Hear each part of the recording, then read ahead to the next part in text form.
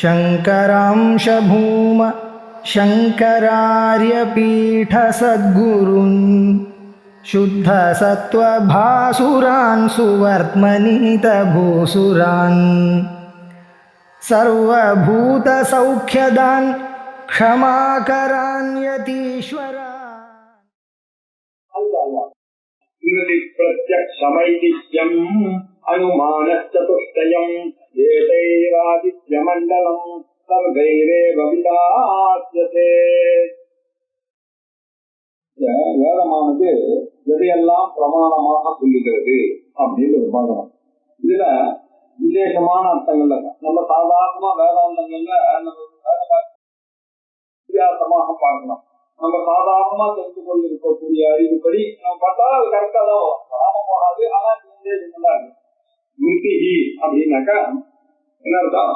ஒருவரால் எழுதப்பட்டது. வியாச ஸ்மிருதி, கௌதம ஸ்மிருதி, யாக்கியவசிய இல்லையா, மனு எழுதினது, அப்புறம் ஆவஸ்தம்பல் எழுதினது, போதாயனர் எழுதினது, இப்படி எல்லாம் ஒருவரால் எழுதப்பட்டது ஸ்மிருதி. எது எப்படி எழுதப்பட்டது?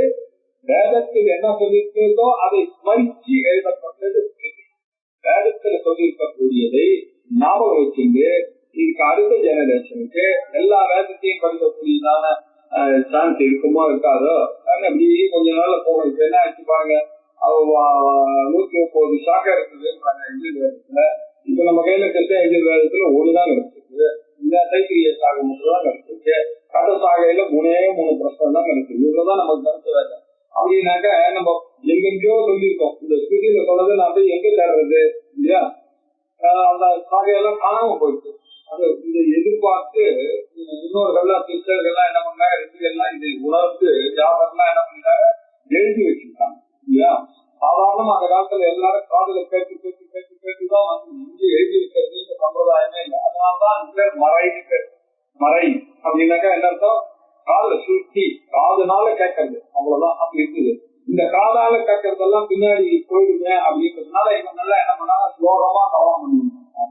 அதுக்கு பேர் தான் ஆவஸ்தம்ப சூத்திரம், போதாயன சூத்திரம், போதாயன சூத்திரம் அப்படின்னு. அப்புறம் வியாச ஸ்மிருதி, யாக்கியவல்கிய ஸ்மிருதி எழுதியிருக்காரு. தர்மசாஸ்திரம் மனு விஸ்தாரமாக தர்மசாஸ்திரத்தை எழுதி வச்சார். அங்கங்க வேதத்துல சொன்னதெல்லாம் ஸ்மரித்து எழுதினதால அதுக்கு பேர் ஸ்மிருதி, மனு ஸ்மிருதி அப்படின்னு அர்த்தம்.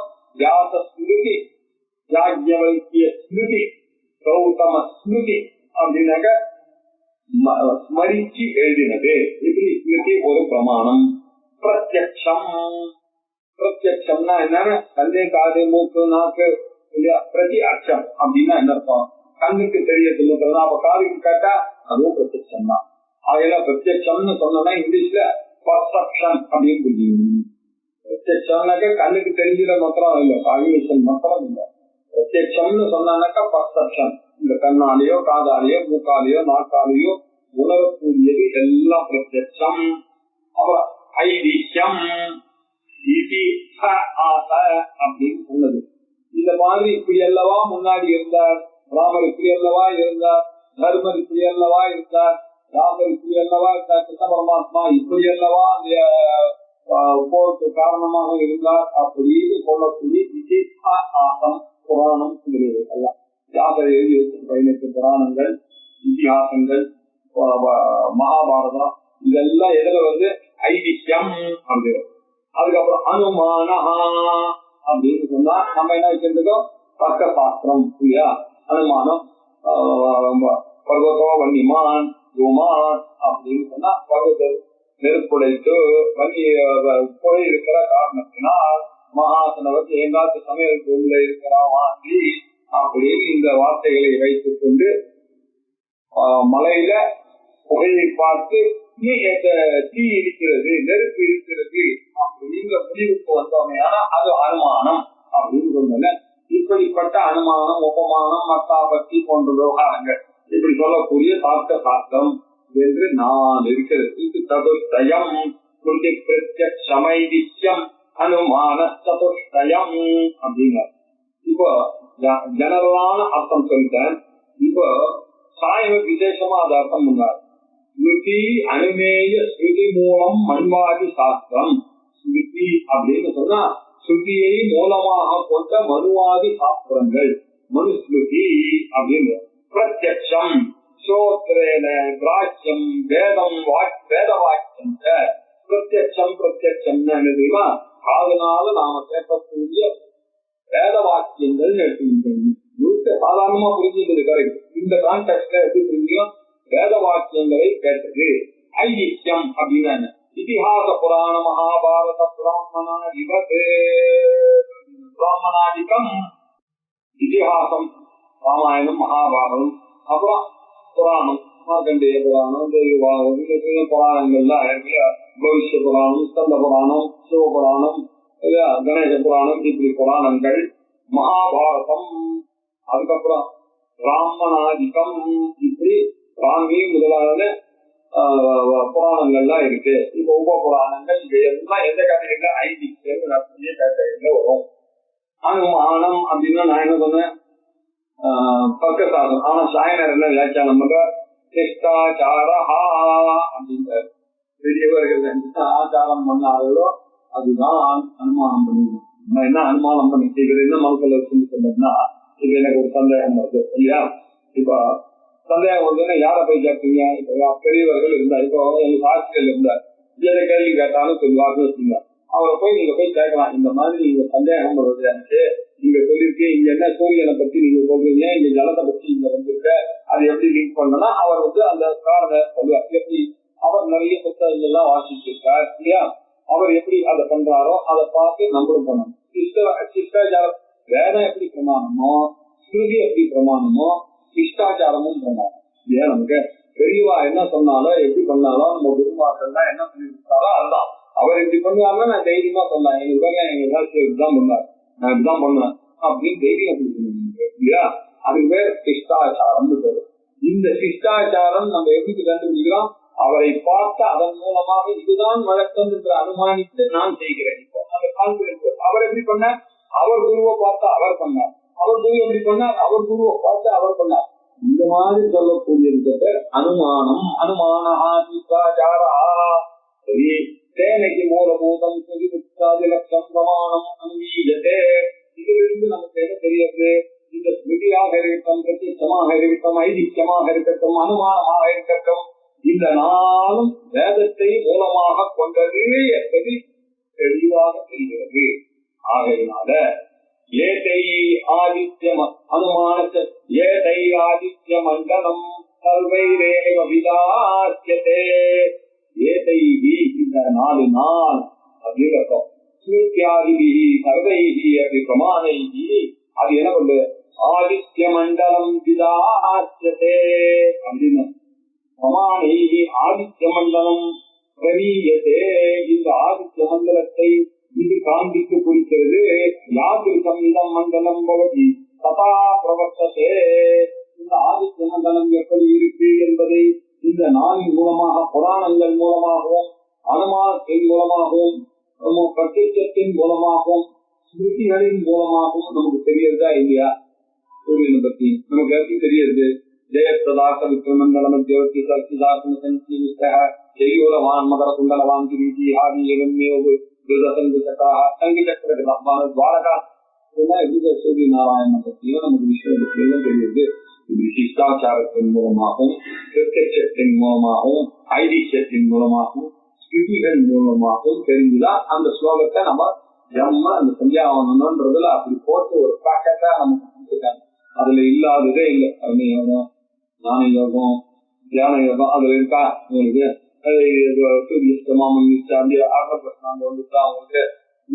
இப்படி வேதத்தில் இருக்கக்கூடியது ஒரு பாக்கெட்டா நமக்கு கொடுத்தாங்க. பக்தி யோகம், ஞான அதோவாதித்யோ பிரம்மா பிரம்மைவாமி ஞான யோகம் இருக்கா இல்லையா?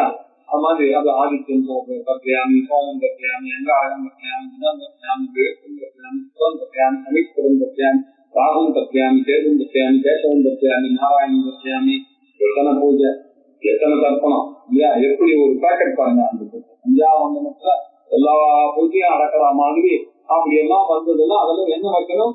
இந்த மாதிரி இந்த நாளத்தின் மூலமாக வந்து ஏதைகி அதன் மூலமாகதான் ஆதித்ய மண்டலம் விதாச்சதே. இப்படி அல்லவா நமக்கு தெரிகிறது. யாதிர்ஷம் இதம் மண்டலம் பவதி யதா பிரவர்த்ததே ததா மன்வந்தராதி வேதம் இன்னும் காலம் பிரவர்த்தயதி. இந்த காலஸ்வரூபம் இதெல்லாம் நமக்கு தெரியாது. சர்வைரேவ இந்த விஷயங்கள் எல்லாம் நமக்கு எப்படி தெரியுது? சிருஷ்டாதினா விஸ்வசித்தியாதின சர்வம் சிருஷ்டியாதி பிரமாண சித்தம் நமக்கு அறிவானது ஏற்படுவதற்கு இந்த 4 பிரமாணங்களும் காரணமாக இருக்கு அப்படின்னு. சூர்யோ மரீச்சிமாதத்தே சர்வஸ்மாத் புவனாததி சத்யாபாக விசேஷேன ஸ்மிதம் கால விசேஷனம். சூர்யோ மரீச்சிமாதத்தே சர்வஸ்மாத் புவனாத் அதி சத்யாபாக விசேஷேன. அதனுடைய பாக விசேஷேன அப்படின்னா அதனுடைய வெப்பத்தினால. அது என்ன பாக்க விசேஷம்னாக்க அது என்ன சமைக்கிறதா அப்படின்னு கேட்கிறாரு. அது எப்படி இருக்க? அதனுடைய பாக விசேஷ சத்யாக பாக விசேஷன சர்வஸ்மாத் புவனாத் அதி. உலகத்துக்குள்ள சர்வஸ்மாத் புவனாத் மேலே சூர்யா மரீச்சி மாதத்தே இந்த சூரியன் இந்த கிரணங்களை எல்லாம் எடுத்துக்கொண்டு வருகிறது. எப்படி தெரியுது? இது பிரத்யக்ஷமைதித்யம் அனுமானச்சதுஷ்டயம். இதன் மூலமாக நமக்கு விளங்குகிறது அல்லவா சூரியன் அங்கே இருக்கிறார். அந்த சூரியன் என்ன? அவர் நிறைய மரீச்சிகளை எல்லாம் வைத்துக் கொண்டு இருக்கிறார். சத்யாக பாக விசேஷேன அந்த கிரணங்களுடைய அந்த வெப்பத்தினால அதுல இருக்கக்கூடிய சூரியத்தை பார்க்க பக்குவமான வெப்பத்தினால செய்யப்படும் பொருள்கள் எல்லாம் கால விசேஷனம். அதுதான் காலமாக அவர் வந்தவுடனே காலத்தின் போக்கானது கணக்கிடப்படுகிறது. சூரியன் வந்த பிறகு அவர் ஏன் தினாதிபதியாக இருக்கிறார்? அவர் தான் தினகரனாக இருக்கிறார். அப்படியா? அவர் தான் திவாகராக திவாகரோசி திவாகரகா பாகரோசி பாஸ்கரகா. அவர் தான் தினகரகா தினத்தை செய்கிறார். அதிலிருந்துதான் இந்த கணக்கெல்லாம் வந்தது. இந்த சூரியன் கிட்ட தான் இந்த காலம்ன்ற கணக்கெல்லாம் வந்திருப்பா அப்படின்னு சொல்லி வேற ஒண்ணும் இல்லை. அது எப்படி இருக்காரு? அந்த காலமானது எப்படி அறியப்படுகிறது? கால விசேஷனம். அந்த காலமானது விசேஷமாக அறியப்படுகிறது. எப்படி அறியப்படுகிறது? தினமாகவும் வாரமாகவும் மாசமாகவும் சம்பத்சரமாகவும் பட்சமாகவும் மாசமாகவும் அயனமாகவும் சம்பத்சரமாகவும் அறியப்படுகிறது. ஸ்மிருதம்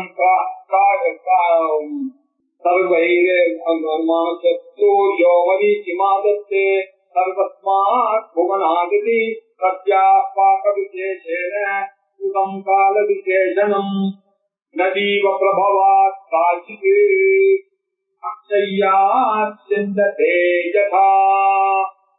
காச்சித் நதி, ஒரு நதி, காச்சித்து நதி, ஏதோ ஒரு நதி எப்படி பிரவகிக்கிறதோ அப்படி காச்சித்து நதிவா. அந்த சூரியனுடைய போக்கானது எப்படி இருக்கு? ஒரு நதி டெய்லி விடாம கரணிகளா போயிட்டே இருக்கு. அத மாதிரி இவருக்கு போயிட்டே இருக்காரு. அது எப்படி? அக்ஷயா தேஜதா.